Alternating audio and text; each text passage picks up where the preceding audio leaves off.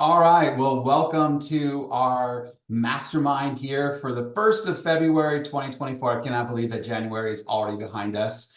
We have an amazing mastermind for you guys today. And I know I say that probably every week, but I really believe it this time. No, I'm serious. I do.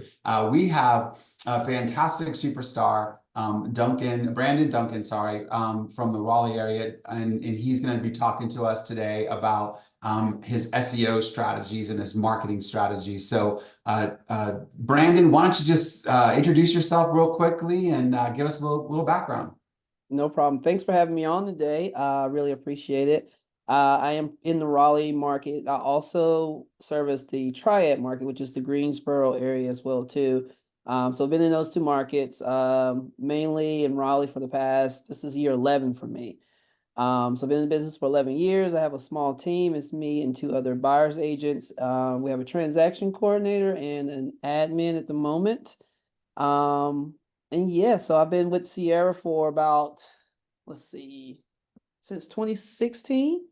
Wow. So see, there you go. People, that's the most important stat of them all. I think you just got it. Some people always say, oh, is Sierra brand new? Have they just come on the market? And so now now we're going on almost 8 years, right? We're in our eighth year together. So Yeah, I was actually the first premier site in Raleigh market for Sierra.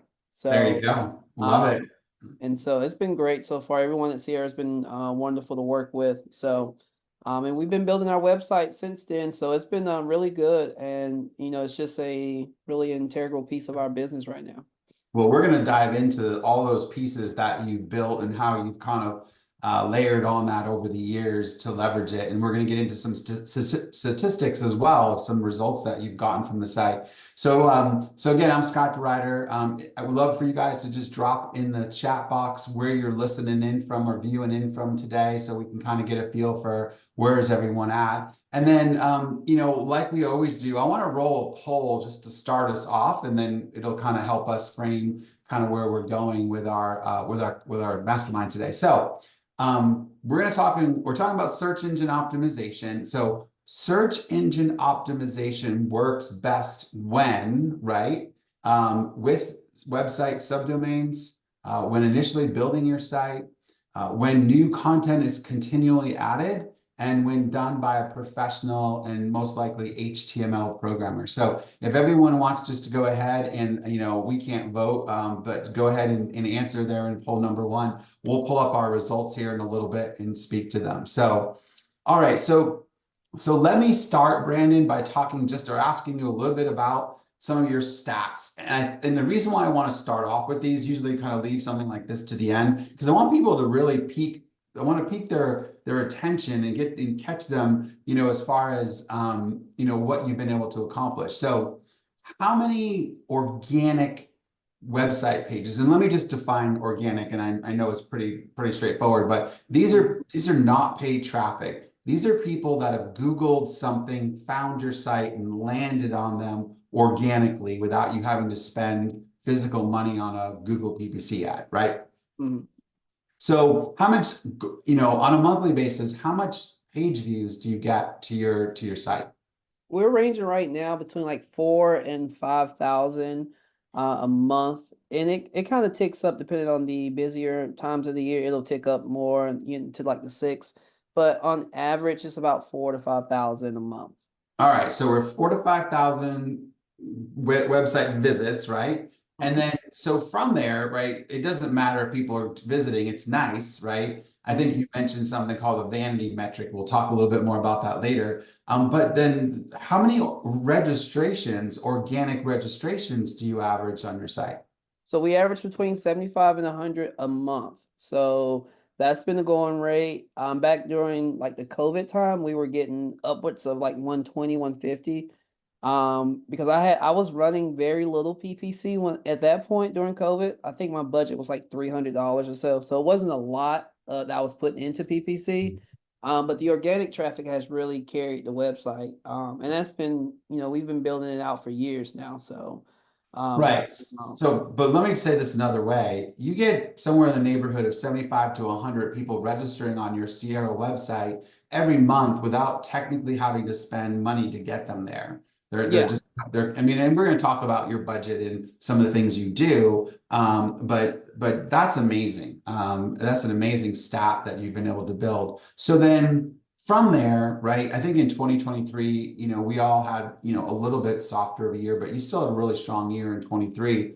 Yeah. What kind of volume did you generate last year? Yeah, so last year we closed right under 9, but we like with the pipeline and what we wrote in 23 going into 24 for the stuff we put like just the pending and everything together, it came out to be like 13 and a half what we have closing in 2024. So, Mhm. we'll probably count that for 2024, but that's just stuff that, originated in 2023 going into next year. Yeah, so contracts written at that time.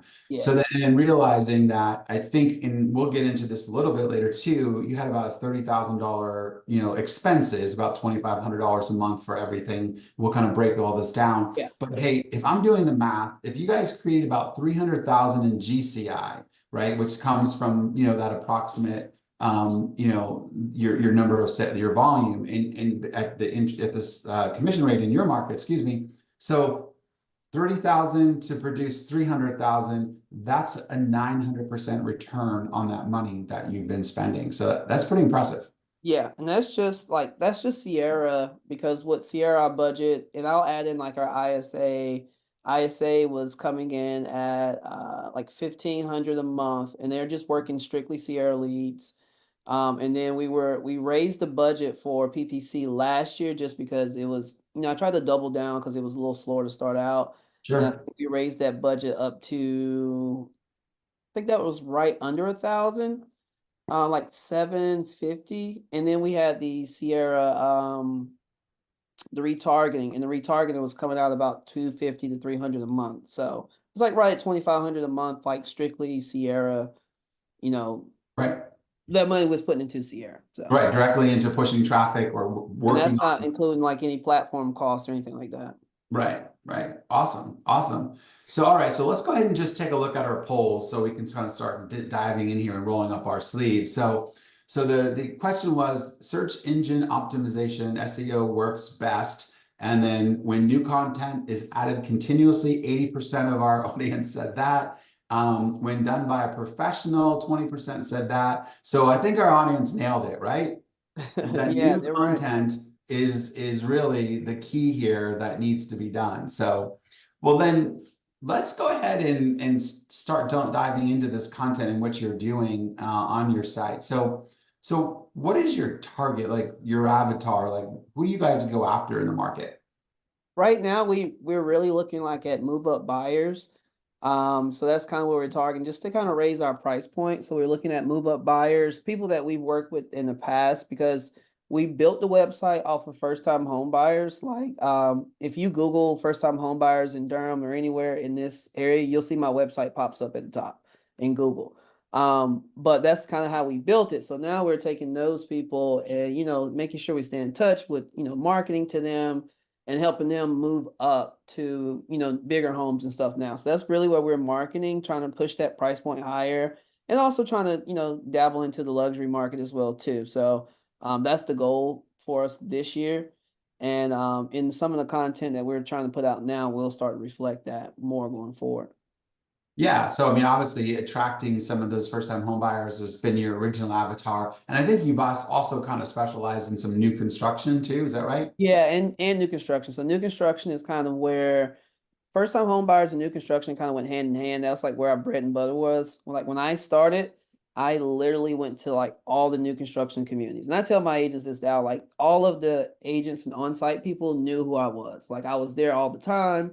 I was talking with them, just really became, fluid with their product and they were comfortable with me. So like they may have people that were looking, kind of undecided and they would say, "Hey, Brandon, can you, help them tell them a little more about the product and so they can hear it from someone else and not me." So that's really how I built it with those first time home buyers in new construction. And new construction still continued because I like to work new construction. Is it really is easier once you get in, you get to know the builders, the on-site people, you get that relationship with them. It's a lot easier to deal with and it's and if you have a problem, you know who to call. Like you can say, I can reach out to the VP or someone, the sales manager or something, just because I've built that relationship with them already. Yeah. And then you did something unique while you were out there at all of those subdivisions. And I think you kind of called it what it gets you. Is that right? Is that how you Yeah, said yeah. it? So we'll do like videos like what will 750 get you in Raleigh? What will 550, get you in this area, different neighborhoods, just to kind of build it out. And it's like one thing that we've seen on Instagram and TikTok that people like to see homes. So, when we're showing more homes and doing stuff like that, that's what people engage with more. So we try to do more of those tours, even the tours on our listings. We make sure that we do videos on our listings as well, just to get in front of people because they just want to see the pictures of the homes. If you look at it, like they want to see what it is, where it's at, what's around it, those types of things. So did the builders like mind you doing these? Did you ask permission, or was it something that they loved it because you're helping promote their neighborhoods? Yeah. So what we do is we go in, and if it's a new community that we don't know anything about, we'll go in and I'll just kind of learn about the community. Like I'll get the on-site person to tell me more about it, just because if they're not busy, they don't mind. Because a lot of times if they're not doing anything, they're not talking to anybody anyway. So I'll get them to kind of show me what the property, what some of the highlights of the builder, just different things to talk about. And once we're finished doing that, I'll always say like, hey, is it okay for me to do a quick video just to share with my database and my social media? And 90, I think I've had one out of probably like 20, 25 that says no. But most of them are okay with it because at the end of the day, we're helping them sell as Right. well. So it's like if they want to get the property sold, I'm pretty sure they're okay with it. So like I said, I had one that was just like we couldn't do it, but there's ways around that too. We don't have to shoot the inside. We can shoot the outside of the neighborhood and just kind of talk to what is available and stuff. Because the Yeah. pictures online as well too. So Well, what a great thing. Think about that. I mean, I know you're more listing focused now, and we can talk some more about that down the road here too. However, if you don't have a listing and you're trying to create content that people are really going to be interested in, that's a great way to do it, right? Is to kind of leverage some of that new construction for sure. exactly. Yeah, and you can do that. And also people in your office, if they have listings that are, in the price point you want to be in, just ask. A lot of them will say yes. I know at our office, a lot of people they tell us to like, hold open houses, go out, take a look, preview them, they encourage it. So, if you're in a bigger office and you have an agent that's doing the numbers and the properties that you want to, get into, just ask like, hey, can I do a tour and share online? That's free marketing for them. So, as long as you're not doing anything that's like, that's not kosher or anything like that. But Right, most right, of the sure. time, if you're just doing what you need to do, most of them don't mind. Sure. So I think this is a perfect question, and I think Chad asked it here, is basically, all right, can you break down like the piece of content that we were just talking about? Like, and how do you put it together? What tools do you use? How do you leverage it? And then where do you put it? Like, do you put it directly on your Sierra site? Do you put it on your social media? Do you connect that back to your Sierra site? So why don't we talk a little bit about how that all happens? Yeah, so what we do is once we shoot the video, so I usually, if I'm out in the neighborhood, I usually use my phone as like that's been the main thing. But recently I just picked up this little thing here, this DJI Osmo Pocket 3. So it's really nice. It has a gimbal built in, so you don't have to, deal with the extra weight of bringing the.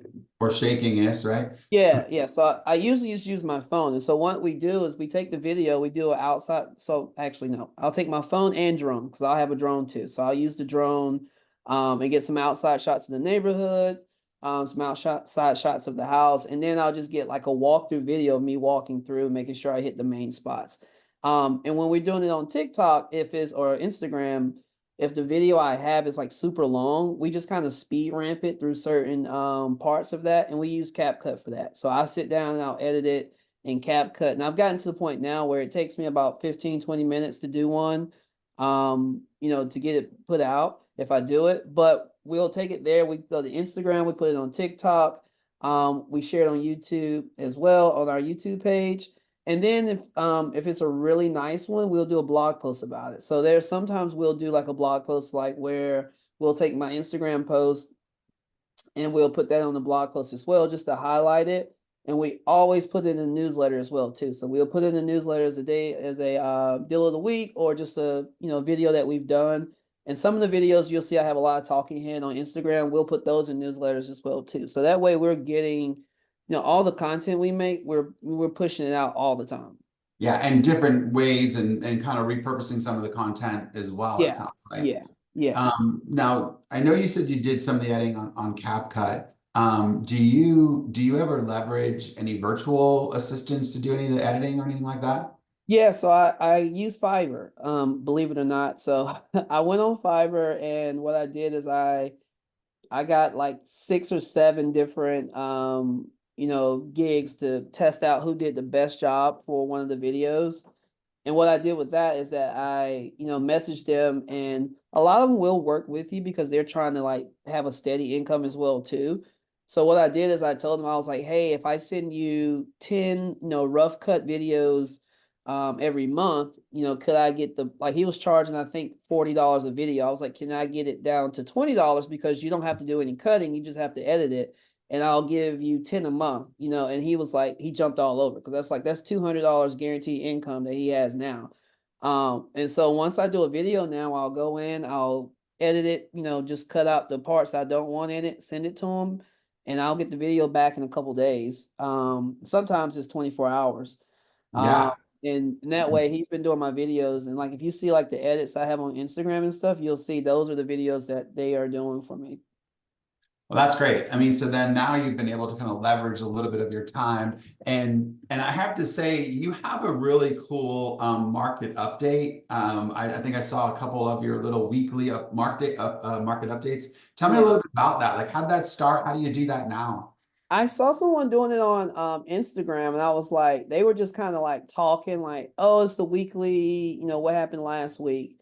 And I was like, oh, we could do that pretty quickly because it's just like something to put together. So the first few times we just did like a graphic of the market stats. And then I went in, I was like, well, we could do like a video template because we can share, Instagram was like pushing reels and stories and stuff like that. So I was like, well, we can just make it into like a moving graphic. So now what we do is every Tuesday we go in, we pull the stats for the week up to that day, and then we just post it and we write just kind of like a quick caption on what's going on in the market, what happened in the market this past week in the areas that we're focused on, and we just post that, and we'll post it on Instagram, post it on LinkedIn, and we're supposed to be posting on Google My Business, but I have to keep checking. So because my VA does it, so does the posting, so I have to check, but it should be on Google My Business as well too. Well, and here's what I like about it. I mean, stats and market updates can be boring, like if you draw them out and get too detailed into the weeds. And you keep it so high level, and it's just a great quick snapshot. You see these stats rolling through. And if you guys haven't seen it, check it out. Check him out on his Instagram. I think we dropped it in the chat. You can see some of the market updates that you've done. And I think you've now gotten this to where you just send the stats to your VA, and your VA goes ahead and just goes ahead and reloads them for that week. Yeah. Yep, we do that. We'll put them there, and then we also put those into the newsletter as well. So we'll put the stats in there. We won't put the graphic, but we'll put the actual stats in the newsletter for each week. And what we do is we try to drive everything back to Sierra. So at the end of the day, it's like the links in the website, they're all going back to Sierra's because that's where we do all the business from anyway. So we try to make sure that anything that we are posting links back to Sierra in some kind of way. Right. So if it's anything to do with the social media links or any kind of, hey, if you want more information, and we're going to talk a little bit about this in a minute, as far as kind of how you're getting around some of the texting challenges that some folks face out there. But so before we do that, talk to me about your cadence, right? And I want to talk about like how many times are you posting a week? How much new video content? How often are you changing things on your website or adding things to your website? So why don't you give everyone a flavor for that? Okay, so with the social media, last year my whole goal was to at least post 3, because this was the first year I really jumped into videos last year. And I was like, my goal was to post at least 3 videos a week, every single week. And for the most part, I would say it was just one month where I kind of slacked off a little bit, just because we got a little busier. But for the most part, you'll see I'm posting at least 3 to 4 times a week. And that's videos. If it's not like a video that I, have batched out, I have so much like just content from pictures, like B-roll in my phone from like going through homes. I'll post a picture of, a house I'm walking through and just put text on it just to have that video up there. But at least 3 to 4 times a week, and we post it. We post it to TikTok, we go to Instagram, LinkedIn, and then we are getting more into the YouTube. We were doing YouTube every single time, but then I like switched pages and did a whole new different, like a whole different thing as far as with YouTube that we're doing now. But we're getting back to posting them on YouTube as well. And we post them on Facebook. So it's basically just to keep that consistency. And I did notice, and we talked about this, it's like when I did stop doing it, it was surprising to see that month how many people actually were looking at them and they commented on it. They were like, "Hey, I didn't see any videos from you this month," Oh, or wow. it was like, "I really like those the content you're putting out. Like, like what's going on this month?" I was like, "Oh, I got something coming." I was stacking up, like just batching some more. But it was just funny to see because a lot of times you get hung up on the views and the followers and stuff like that. And like you'll look at some of the videos, they might have 400 views, 500 views, 1,000 views.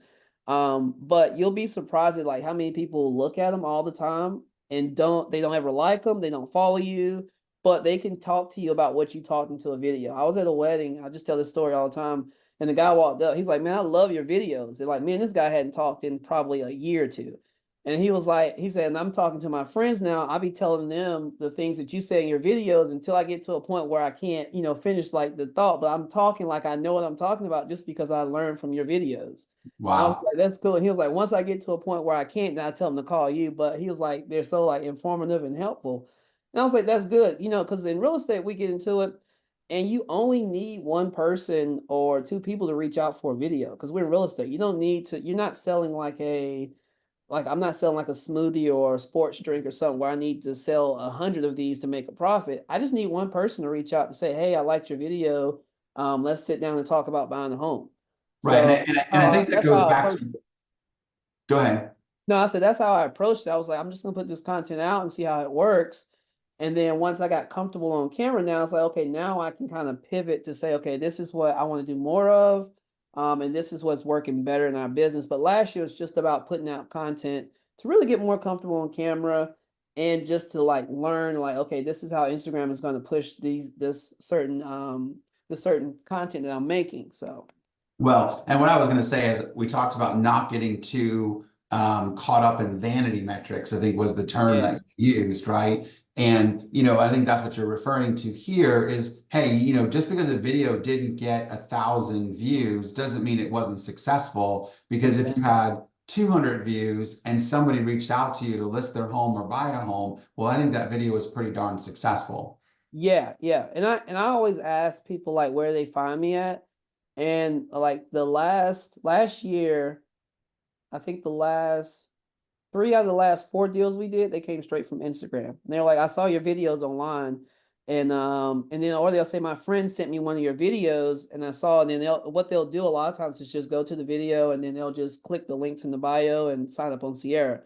And when I ask them, when I sit down and talk with them, I'll say like, "How did you find me?" And it's like Instagram. Mm. So that lets me know it's working. So it's something like where it's not taking me a lot of time to do so, because we batch content. Like I sit down, every Friday, every other Friday, like an hour, hour and a half, and I might do 12 videos. And it's just different, topics that we come up with. We'll do some news, like recent news stuff. And then I just sprinkle those out over the month. So it's not like you're doing a whole lot of, these are the talking head videos. It's not like it's a lot of time that's put into it. The tours they take, it just depends on if I'm out. But now what I do, if I go out to a showing or to a new construction, I always just take video while I'm there because it's like, okay, I can use this later. Even if I don't make a tour video, it's content on my phone to use for B-roll or something. Well, so two things. One, you mentioned to me about whenever you take a listing and you're doing your general photography, Yeah. you just go ahead and do some video work then too, right? Yeah, we do some video there. Like I'll do like a kind of like a behind the scenes video. and then we'll do a professional video while we're there with the photographer. And what we do with that video is that we market it on all the social media platforms, and we also use it on YouTube. So we'll take that video, and we'll have a vertical copy and a horizontal copy, and then we take it and put it on YouTube. And what we do is like in-stream ads. So if you've ever, been on YouTube and you're going through and it stops and the ad pops up, that's what we do as well. And Google and YouTube is pretty cool, is that you can actually target it from the address. And like I can do like 2 miles around that home or 3 miles around that address. So anyone that pops up in that area that's searching on YouTube, they'll see my ad pop up for that home. So we've That's been doing awesome. that just to get more exposure for the houses and stuff. That is awesome. That And is we do awesome. the social, and we do Facebook as well with the video, to get the video out there as well with Facebook too. Well, so yeah, so I think a good, let's just say, I think Chad asked the question, like, what do you feel like, what percentage of your traffic is coming from social pushing to Sierra? And then I want us to talk a little bit about your content that you've put onto Sierra as well. Yeah. But what do you think? Do you think your posts are driving most of your traffic? Is it 50-50, 25-75? I would say probably maybe 20%. Just because we were averaging those numbers before I started doing a lot of content. So it's not like it jumped up too much. I'm sorry if y'all hear that, that's the cleaners are here. I'm sorry. Ah, that's too funny. Uh, but to answer your So question, I would say we were 20%, doing yeah. that, but yeah, about 20%, because we were doing those numbers before. We started doing a lot of the video, and it's just like I think the video has enhanced it a little bit. It's probably made the conversations easier. I guess the trust that's there now when they do sign up because they see the videos as well. Yeah. But I would say the traffic has still been pretty steady without the video, but I think it's just more enhanced it now. Yeah, so then let's talk about that, right? Because you've done some amazing work to your site, to your Sierra site. I'll start off by talking about the neighborhoods and the communities that you've put out there. I think you've also put out local businesses out there. So talk a little bit about like all those different elements that you've added to your site over the years. Yeah, so when we first started, the whole goal was to build the site as big as possible. So we were adding As you said, all wide, right? You said wide, yes, wide. Yeah. wide. So basically all of the communities that we could find in the area, anything that had to do with real estate in the Triangle area, we pretty much added it to the website. So it was basically like we didn't want to miss anything when we first started building it out. And then what we started to do after that is like we started to go deep into certain areas that where I wanted to like work more. So we did more like local content. Like if you see on the website, we just posted a Durham home guide. Like it's an ultimate home guide about the Durham area where it breaks down like weather, restaurants, like things to do, job outlook, all that type of thing. So what we did with that is that when we started building deep, we started to see like, okay, well, the traffic picks up because it's better content, it's more info than just going so wide. Because as a newer site, we didn't have any authority at all. So it was kind of like, we can't, you kind of water your domain down if you go too big and you don't have any authority. So we started to do more like the super local stuff, more niche down stuff, because we went heavy on the first time home buyers when we started.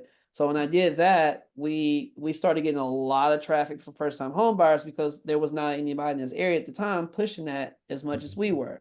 So we went deep in like the buying thing. So we did like a lot of blog posts about buying homes for first time home buyers, like things they need to know, different steps to different programs, anything that you can think of with first time home buyers, and start building that pillar, deep. Like we're going to go deep with this one. And now what we're doing is we're doing that more with local stuff. So we'll say, okay, let's do, highlights business around like the top 5 restaurants in this area, or the best date night ideas and stuff like that. So that's what we're doing now, just to kind of build it a little more deep. So when people come, they can have that resource. Okay, we can look at homes, but they also can get some more information. And it works better now just with Google's whole new update with the way that the algorithm is working with the content, is that they want more helpful content. They don't want the generic, sign up here if you want to look at homes in ABC neighborhood, sign up, here's my number, phone call if you're looking to buy a home, and then some listings. That's pretty much the boilerplate that most pages have now with the content that we've done over the years. So now Google wants to say, okay, well, okay, you're talking about, ABC neighborhood. Tell me, why should someone move there? What's unique about ABC neighborhood? So that's the things that you want to put into your content now that Google is looking for. So when someone looks, she's like, okay, well, this neighborhood has this many homes, it's close to this school district, the kids like to do this, or whatever it is. Not, you make sure your content is not breaking any rules, but Right. you want to make sure that it gives the user something that they can use for it to keep them there too, because you want them to stay on your website, to keep looking, and just keep using your website as a resource. And you said a key word earlier, and I just want to go back to it. You said, when you go wide, you don't have as much authority, is I think the term you used. Can you just Yeah. explain that? So you basically, it's like you're building it's like watering it down. So it's kind of like your site, when it was explained to me, it's like, what is your site known for? Like what's unique about your site? What is your site trying to, like, where are you trying to go with the site? And so it's just like you have just a bunch of content, but it doesn't really have any kind of Specifics. organization or Mm. any significance at all. So it's just like you're just building it. And that's what people do. I see now, like they'll get a new website and just put a ton of content on it, when it's like, well, what is your website trying to do? What's the direction? What are you really trying to accomplish with this website? So, if I'm a luxury agent, I'm not going to go add, 100 neighborhoods that don't serve the price point I want to be in. So maybe I want to stick to the luxury communities, the luxury things that's luxury around, talk more about what I want to do in luxury area, instead of just putting everything on there just to cast that wide net. In the Right. past that worked, but now that's not, it's not working as efficiently, I would say. Yeah, no, it makes sense. And, People want and it's more time specific. consuming too. It's expensive and time consuming to do that. Got it. So then, do you build your own pages on Sierra, or do you have someone do it for you, or how does that work? No, so I have someone do it for me. So Joe Heath with Real Estate Web Creation has been working with me. We've been working together since, man, I want to say 9 years now. Wow. So he's been building out content. I'll add some pages here and there, but what we do is we sit down and we just go over, like, what are we trying to accomplish this month or the next 6 months? Like what's most important. So, we talked recently, it was like, okay, let's do more of the guides, stuff like that. Let's do more of the local content, more stuff that's geared towards things to do in Raleigh, or whatever area neighborhood that we're focused on. Because what we do is we kind of focus on, like, we might do Durham one month and then we'll skip to Raleigh. So we just move around the areas here. But with him, he builds out the pages, writes the content. Only thing I really do now is that I'll go in if it's a new community in the area that I really like want to be in, or an area that I service. If I see that new community is coming, I'll go and create a page just so I can have that page and that info ready before with that new construction community, just to get some kind of, ranking, domain authority for it, just because I was first with it. So Yeah, no, that makes a lot of sense, and that's a great way to leverage too, right? yeah. And that's why people like Joe like using Sierra sites, is because they are SEO friendly and easy to build these content pages, and that Google can then go and read our pages because it's very light in code. And if people don't know, Sierra's websites are they're a proprietary design. They are they're a wireframe, very light code base, as opposed to, let's just say, a WordPress or a Squarespace site. I mean, again, nothing wrong with the sites, but they're not as SEO friendly, and they're not quite as manipulable to build and to help with Google and do the searches. So that's kind of a little plug there. Yeah, and that Um, was that was one of the things we saw early on when we moved over from another provider. Was that Sierra, their code was really good. And I talked with Joe too before we moved over, because he had worked on some of the Sierra sites as well.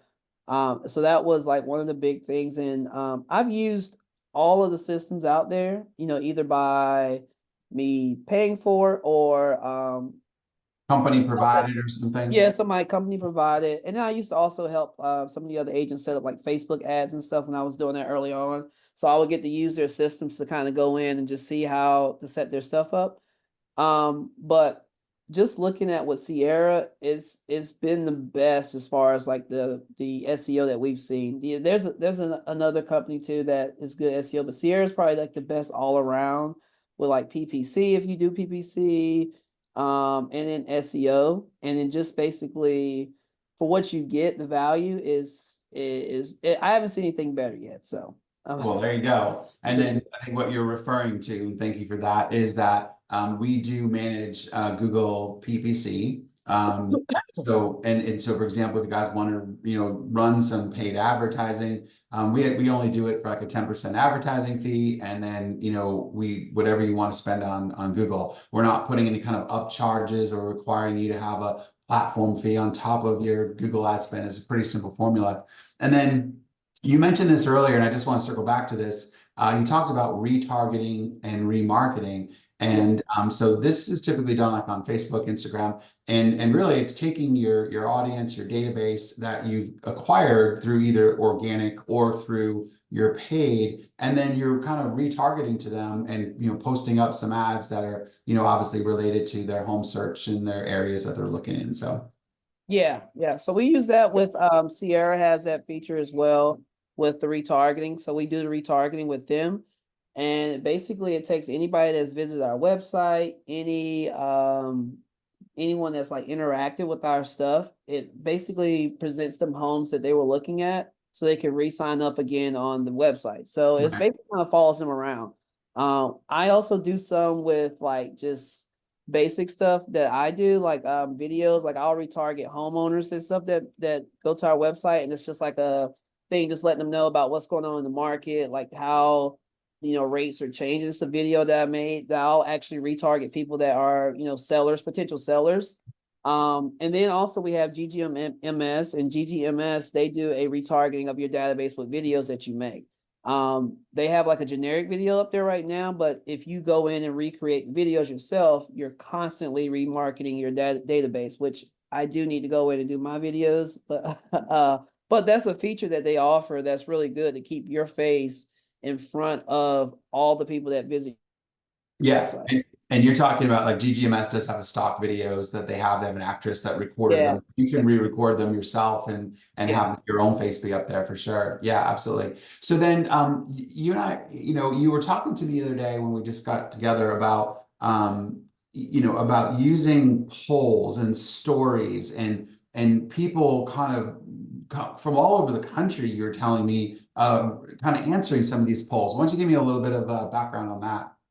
Yeah, so I got this idea from I think it was like Jimmy Mackin at Curator. It was like, using polls in your stories because when you're on Instagram, a lot of times if people like your content, they may like it, or the conversations really happen in the DMs. And so I was like, okay, well, let me try to implement this to see if it really works. And so, I post the content and the videos and stuff. So when I'm out now at homes, I may post a picture of like a chandelier or something. Like the last one I did was a chandelier, and I was like, what do you think about this? Would you buy this for your home? And just put a poll that Remind said, me not to have you come in and take pictures of my stuff in my house because then I could just see the poll results, right? No, just kidding. yeah. So it was like, would you buy this? Yes or no? And then with the interaction, it was like 50 people who responded to it, like yes, no, whatever. So it was like, okay. So the next one I did is that it was like right at the end of the year of last year, and I said, hey, you know, the feds are saying that the interest rates will be cut, 6 times next year. If the rates go below, I think I did 6 or something, would you be looking at buying a home next year? Like, how many would you be looking at buying a home? It's like, would you buy or sell? Would you buy? Would you sell? Would you stay put? And that poll is like 30 people that responded to it. And I was telling you, it was people that I know, like personally know, but I didn't know they were looking to move or buy a home because we hadn't talked about that. So now I can talk to them and refer them out to someone in their area just because they responded like looking to buy and sell if it hits a certain number.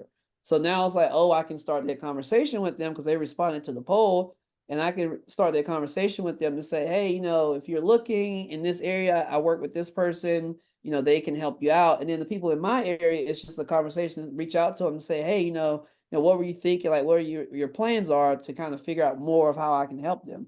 Um, so they are really good. And then sometimes it doesn't always have to be about real estate. It could just be about, if you like this, if you don't like this, what do you think?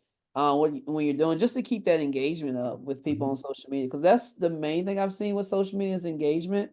Just keeping people, the stuff you post, like I'll post my son and stuff in the stories, just like little things like that, and people comment just to show like, hey, I'm active, I'm out here. Also, I'm a human as well too.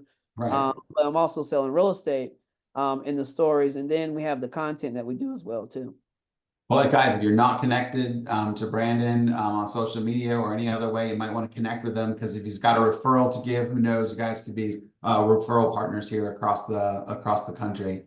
So we also touched on a very interesting subject, and this is regarding texting. So as you all know, the new guidelines require that if somebody is registering through a lead source, there's a opt-out language that actually has to be included that says, if you do not want to be contacted, hit stop, right? And it's everyone. It's just part of what we have to do with the new texting regulations. But you said, and again, I should have asked the poll question first. Well, I guess I could still ask the poll. So what is the best way to get around the texting opt-out language that's required when you're initially contacting new leads, right? Is it to ignore the rules and text them anyway? No, I think you'll get in trouble there. Don't text leads, period. Make sure you text them every 29 days to stay compliant, or leverage tracking links and forms. So we'll go ahead and give our audience a second there to answer the poll. But it's just kind of a fun poll because it's kind of leading to my question. So tell me about why you do what you do with tracking links and forms as opposed to text messages and stuff like that. So with the way that it's set up now, if you generate a lead outside of Sierra and you import it into Sierra, the first message has the stop language on it, the unsubscribe language. Mhm. So it doesn't matter if you're API connected or anything. So what we started doing is that I was like, well, to get around that is that to use the leverage the links. So like any kind of tracking link. So what we'll do is like if we have a new listing, we'll go in, we'll put the tracking link there, and we'll just pick the form and what we want to put on there. So that way we can track that lead. But if they sign up on the tracking, on that tracking link form, they go straight into Sierra, and then they're not getting that stop message with the text messages.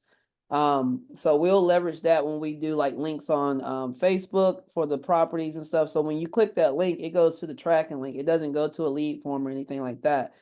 Just so we can get around it. And we do that also with the YouTube ads. So any ads that we post, we have the tracking link in there. And that way I can track it to make sure, this lead is coming from YouTube and this is what's going on. And we have it in the system with a tag. They'll say like the address and then YouTube. They'll have the address and then Facebook. So that way we can track those leads coming in. And then that way, when we're doing it that way, it's that we're getting people to sign up directly on the site. Now the difference you'll get, the lead cost goes up a little bit because, with lead forms, it's really easy to just sign up with lead forms on Facebook, but your quality of leads slightly goes up a little bit more too because they're actually willing to sit there and actually input that information. Most of the times it's correct information that you're getting.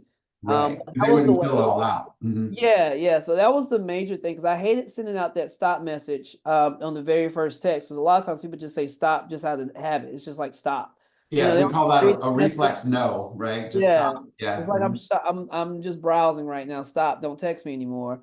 And it's like, okay, well, if they do that, I've already killed one way I can communicate with these people by just them signing up because they might be like stop for now, but down the road Mhm. they may want to talk. So and we still will call too, but the texting helps if we can't call at that moment. If we have, um, if we're busy or doing something else, we can't call at that moment. So. There you go. So if you want to show our polls, I'm sure our audience got this one right. I would imagine it's 100% going to be in favor. Well, obviously, actually, we got 18% said ignore the rules and text anyway. We have some renegades out there. 27% says don't text leads, period. And then 55% said leverage tracking links and forms. So there you go. There's your answers.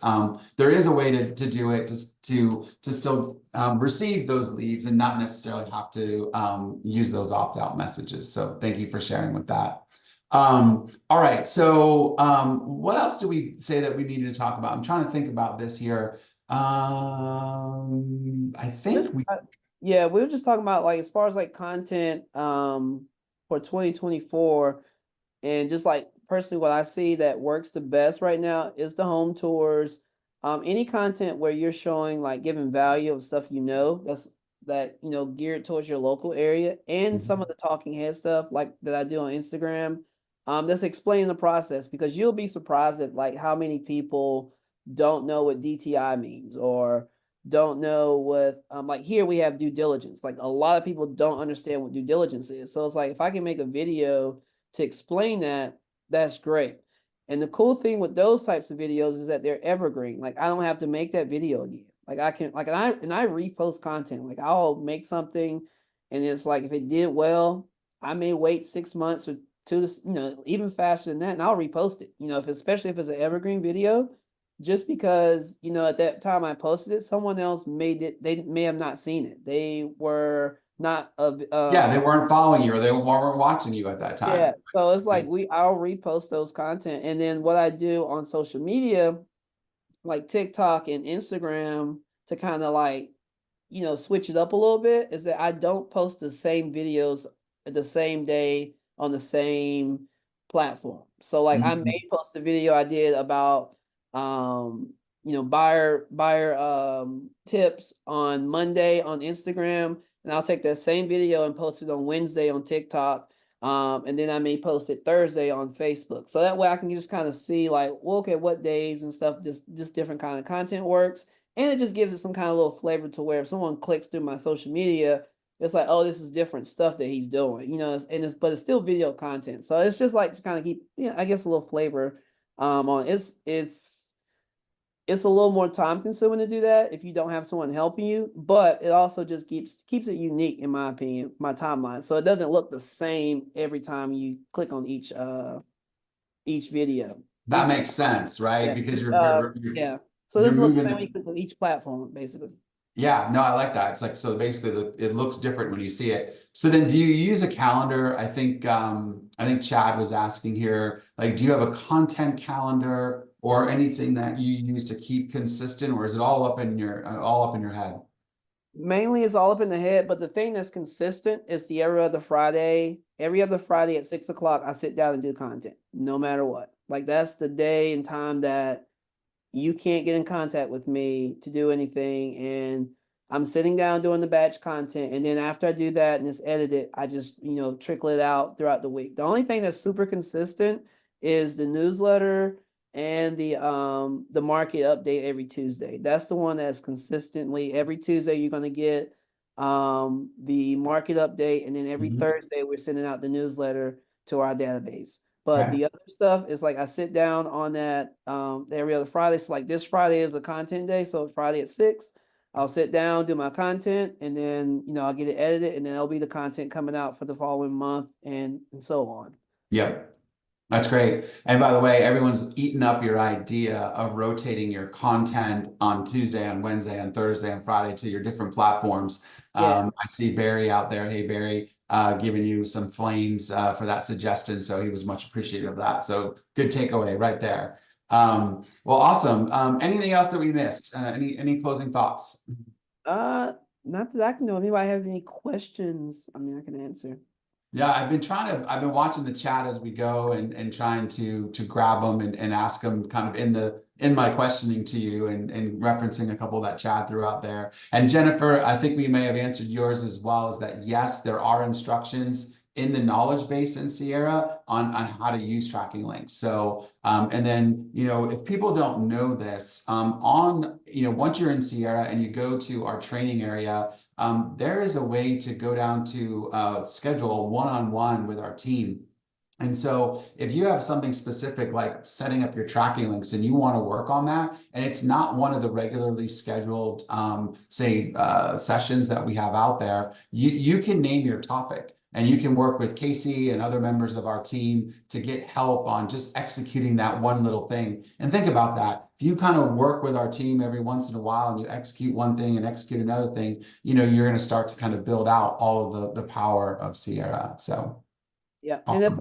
if I was starting today, the first thing that I would if I was like, hey, I'm going to get into video, the first thing that I would do would be the home tours, just because they're easy to do, and people love them. They'll relate to them. And then, you can get into the talking head and all that type of stuff if you want to. But I would start really with the home tours and just do it, because I've watched, I'm kind of like, I watch everybody and what they do in my area, and I've watched some agents that started at like 200 followers and now they're over 10, 15,000. The only thing they post is home tours. That's the only post. And then I watch them, then they're doing business and stuff. So I'm having my buyer's agents do the same thing. Now I'm like, hey, you need to do this, because I see that Mhm. it work. Like, I've watched this person for a year grow their account just by doing this one thing. So that is probably like the most impactful thing. And then if you could like sprinkle in some of the local stuff, that's where I would start if you're looking at doing more content and video. And you don't need a whole lot of equipment. The cell phone, I got the Pocket 3 just because my cell phone has ran out of space. Mm. That's just video on my phone. Like, I have so much video on there that I'm taking stuff off and putting stuff on. So this was easier. Now I can just have this and have it in my pocket and just whip it out to do video, and it's smooth. But if you don't have that, your cell phone is definitely the best tool you got in your pocket right now. That's fantastic.